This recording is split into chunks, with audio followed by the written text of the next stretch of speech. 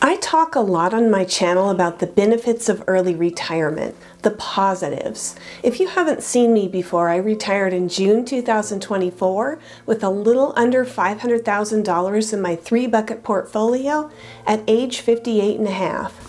I'm so much happier and healthier being retired than I was when I was working. I have zero regrets about retiring early. It's like 99.9% positive, but of course there's some pitfalls or downsides too. I don't talk about this very much on my channel because I don't think about the negatives very often, but I thought I'd dig deep and see if I could come up with my top downsides of early retirement. It took me a little while, but I thought of 5. Number 1 is jealousy. When you retire early, you have to be really careful in conversations with people who are still working. Fortunately, the people I'm closest to are all happy for me and they all support me. But I have had many acquaintances say things like, "Must be nice. What are you going to do all day and won't you be bored?" And the one I really don't like is, "You're so lucky." The idea that early retirement is lucky or a privilege is actually kind of insulting to those of us who've worked so hard to reach early retirement. Privilege makes it sound like early retirement is only given to those who are worthy. Most of us worked very hard to reach early retirement, and being worthy has nothing to do with it. People don't usually ask me about the hard work, the planning, and the sacrifices it took to get here. Nobody handed early retirement to me on a silver platter. When people do seem envious, I point out that I did not buy a big expensive house or a fancy new car. Instead, I became debt-free.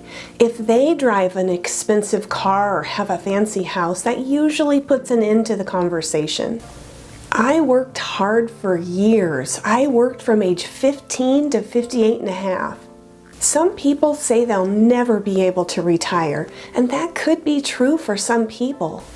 But if they say this while they're holding a fancy coffee and name brand clothes, getting into their expensive car, then that's really their choice. And there's nothing wrong with choosing that. It's a choice. For me, personally, I chose a frugal early retirement. The choice between things and freedom, I chose freedom. Number 2, many people don't have acceptance for early retirement as a lifestyle choice. These people aren't necessarily jealous, they're just judgy. They think you're not contributing anymore. Our value in society is linked to work. When you choose a non-traditional path in life, you're often criticized by those who choose the normal path. Some people may stop respecting you because they think you aren't doing anything productive. They think you're not contributing your tax dollars to society anymore.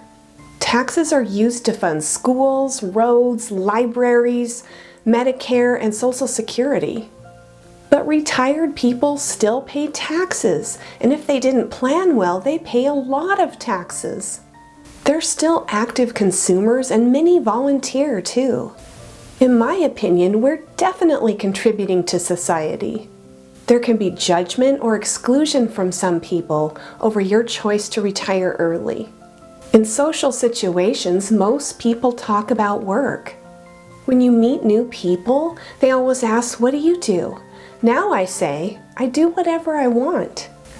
Number 3 was shifting from saving to spending. Getting used to not having work money come in is a big psychological adjustment, even if you're fine financially. Shifting from saving to spending is scary and a little harder than I thought it might be. I saved for so long and then suddenly it was time to spend. Going from a saver to a spender is difficult. When you're making money, it's easier to spend knowing it's being replenished. Since retiring, for every dollar I spend, I think, this money could be earning interest and I don't want to spend down my nest egg. So everything just seems a little more expensive now. I'm a little bit more frugal now too. I had to change my mindset. I'm still working on getting comfortable with spending, but it's getting easier. I have to remind myself why I spent all those years saving money. It took me a few months to stop worrying about spending and to be okay with not seeing that monthly retirement contribution. Number 4, getting health insurance was challenging. When you don't have insurance through your job anymore, your choices are COBRA, Affordable Care Act, or health share plans until you're 65 and can qualify for Medicare. I was careful to pay off debt and have some after-tax savings so I could qualify for ACA subsidies. I had to make sure my reportable income fell within a certain range. After-tax money like Roths, CDs, high-yield savings accounts, things like that doesn't count toward your reportable income. You have to make sure your income doesn't exceed the income cap for ACA subsidies. But you also have to have some reportable income. You can't have all after-tax savings. So it did take a lot of planning. I spent a lot of time researching my options, like hours of my life that I'll never get back. The future of ACA subsidies is also uncertain and depends on future actions by Congress. If the enhancements are not extended, some people won't qualify for ACA subsidies. My personal backup plan for this is going with a health share plan if ACA would end up costing more than $300 a month for me in 2026 and beyond that. A health share plan would cost around $300 a month for me, and I could use that until I was 65 and can get Medicare. Fortunately, I have Affordable Care Act insurance this year, but that could change in the future. Number 5. This one's not really that big a deal, but I had to dig deep to come up with 5 downsides. I did lose some work perks. As a teacher, we had a subscription to Canva that we were allowed to use on our home computers at home. This subscription was deactivated after I retired. I was so used to using it, I decided I had to bite the bullet and go ahead and pay for the subscription. It was $120 a year.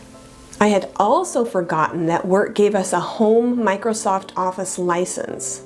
I lost that too, so Microsoft Word, Excel, PowerPoint, all that stuff. My oldest son, who's an IT guy, told me about OpenOffice, which is similar and it's free. So I'm trying that out right now. It's a little bit frustrating because not all of my fonts transfer over and I'm having to learn a new program. I had to redo all of my formulas in their version of Excel. Even though a Microsoft Office license is only about $100 a year, I've had it for free as long as I can remember, so it's hard to pay for that.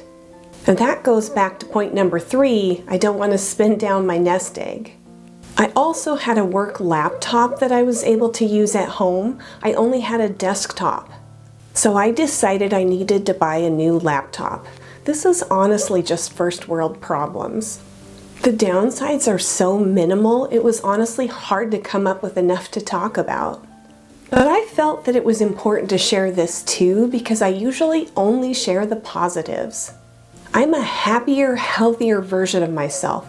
I still think at least once a day how lucky I am to be able to spend my time however I want to. Life is flying by. I haven't been bored for a single second. I'm about to begin my 9th month of retired bliss. Once you slow down, it's hard to imagine going back to the rat race again. Now that I've had this freedom, I can't imagine ever going back to working full-time. I enjoy my very part-time YouTube side hustle, and I might do occasional volunteer work.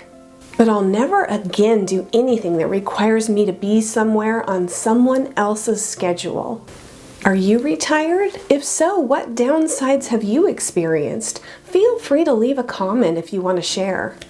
If you're seeing me for the first time, hi, I'm Julie and this channel's Happy on Monday. Thanks for joining me. If you found this helpful, please like. And if you're interested in retiring early, consider subscribing. I'm going to leave you with a quote.